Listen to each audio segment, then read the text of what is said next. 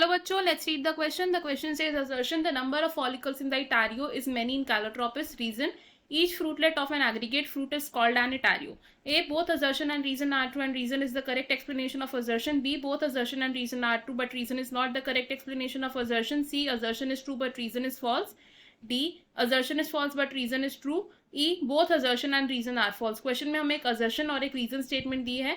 assertion statement में कहा गया है कि कैलोट्रोपिस में जो इटारियो ऑफ फॉलिकल्स होता है उसमें फॉलिकल्स का नंबर 1 से ज्यादा होता है. रीजन हमें बताया गया है इसका कि एग्रीगेट फ्रूट में हर फ्रूटलेट को हम इटारियो कहते हैं. हमारे पास 5 ऑप्शन है, हम इनमें से करेक्ट ऑप्शन को चूज करना है. तो in this question the key concept is aggregate fruits. Aggregate fruits. तो एग्रीगेट फ्रूट्स डेवलप होते हैं from apocarpous multicarpellary gynoecium. Apocarpous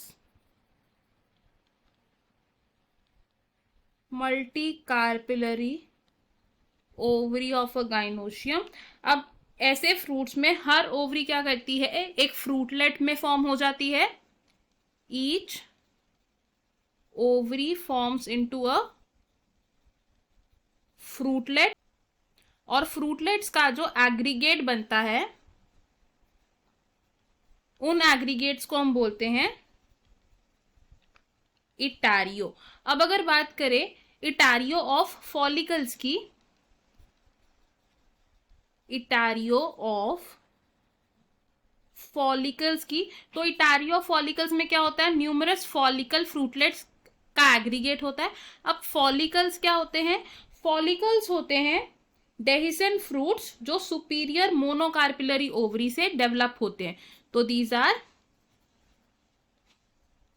डेहिसेंट fruits developed from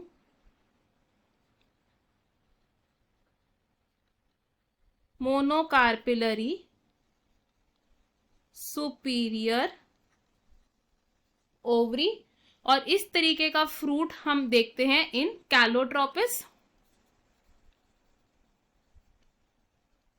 तो हम क्या बोल सकते हैं कि कैलोट्रोपिस में जो इटारियो होता है उस इटारियो में जो नंबर ऑफ फॉलिकल्स हैं दे आर मैनी, यानी कि मोर देन 1. तो हमारे पास जो असर्शन और रीजन स्टेटमेंट थी इनमें से हम क्या कंक्लूड कर सकते हैं कि असर्शन स्टेटमेंट है हमारी ट्रू, लेकिन रीजन स्टेटमेंट है हमारी फॉल्स, बिकॉज हर फ्रूटलेट को हम इटारियो नहीं कहते. The aggregate of fruitlet is etaerio. तो हमारा करेक्ट आंसर है इसमें से option C which says assertion is true but reason is false. बाकी के ऑप्शंस क्यों रॉन्ग है अब ये देखते हैं. ऑप्शन ए रॉन्ग होगा बिकॉज रीजन हमारा फॉल्स है एंड वो असर्शन की एक्सप्लेनेशन भी नहीं है.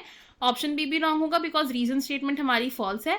ऑप्शन डी रॉन्ग होगा बिकॉज असर्शन ट्रू है लेकिन रीजन फॉल्स है. एंड ऑप्शन ई रॉन्ग होगा बिकॉज असर्शन और रीजन स्टेटमेंट में से असर्शन स्टेटमेंट हमारी ट्रू है ना कि फॉल्स. ऑप्शन सी होगा हमारा इस क्वेश्चन का करेक्ट और final answer. I hope you understood it. All the best. Thank you.